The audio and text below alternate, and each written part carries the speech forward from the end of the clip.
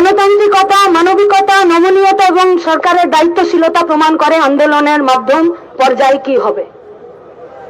দীর্ঘদিন ধরে পশ্চিমবঙ্গের কলেজ ক্যাম্পাসে, ইউনিভার্সিটিতে, স্কুল পরিচালন সমিতিতে নির্বাচন নেই। কেন নেই কেউ জানে না, অজ্ঞাত কারণ, किसी को नहीं पता।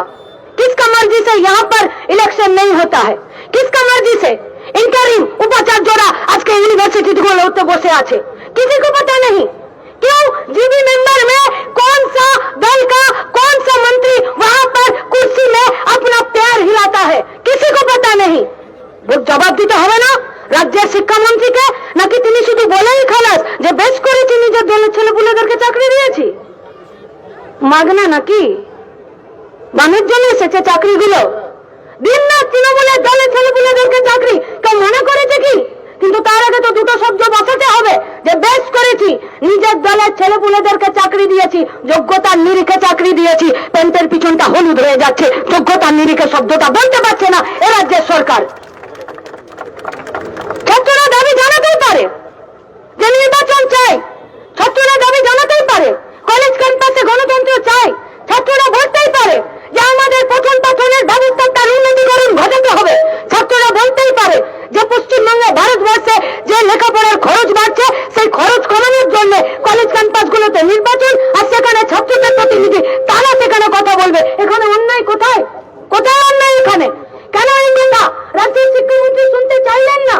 যদি সরকার মানবিক হতো, সরকার দায়িত্বশীল হতো, সরকার নমনীয় হতো এবং সরকার গণতান্ত্রিক হতো, তাহলে সরকার ছাত্রদেরকে ডেকে কথা শুনতো।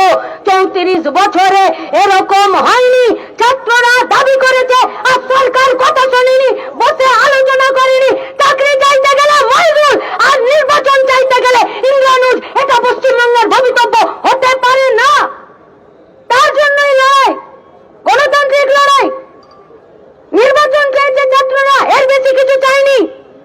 আপনারা ফ্যাসিস্টিক কায়দায় সরকার চালাচ্ছেন, কোন বিরোধী মতকে আপনারা মান্যতা দিতে জানেন না, কোন বিরোধী মতকে আপনারা শুনতে চান না। ছাত্ররা যদি সেদিনকে অন ক্যামেরাটা আপনার কাছে এক দুজন প্রশ্ন করতো, আমরা কথা দিচ্ছি ব্রত বসুর নাটকের ডায়লগ ভুলে যেত, তাই পালাতে চেষ্টা করেছে। তাই সামনের ফ্রন্ট সিটে বসে রইলেন আপনি। আপনার লজ্জা করে না? আপনি পারতেন না ড্রাইভারকে বলতে যে গাড়িটা থামাও, বাচ্চাগুলো গাড়ির সামনে আছে, আমি নামি, ওরা কি বলছে শুনি, আমি ওদেরকে একটু কানে হাত রেখে বলি যে তোরা দাঁড়া, বস, চল অফিসে গিয়ে কথা বলি। এই গাছ নেই, নেই গাছ। কেন নেই জানেন তো? কারণ পার্থ মানিকরা সব জেলের ভেতরে বসে আছে, আর সেখানে বকরা কালীঘাট থেকে শুরু করে দত্তগুচুরো পকেটে গেছে, তাই এদের সৎ সাহস নেই।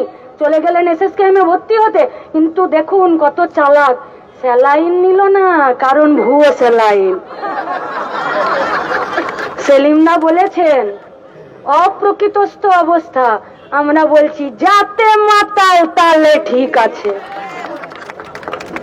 কিন্তু আমরা বলতে চাইছি পশ্চিমবঙ্গে গণতন্ত্রকে রক্ষা করতে, কলেজ ক্যাম্পাসে গণতন্ত্রকে রক্ষা করতে, ছাত্র যুব মেহনতি মানুষের দাবিকে সামনে রেখে লড়াই করতে পুলিশকে নিরপেক্ষ ভূমিকা পালন করতে হবে। পুলিশ সেই নিরপেক্ষ ভূমিকা পালন করছে না। তাই আজকে আমরা জমায়েত হয়ে তাই পুলিশকে শুধু তাদের ডিউটি স্মরণ করাতে এসেছি।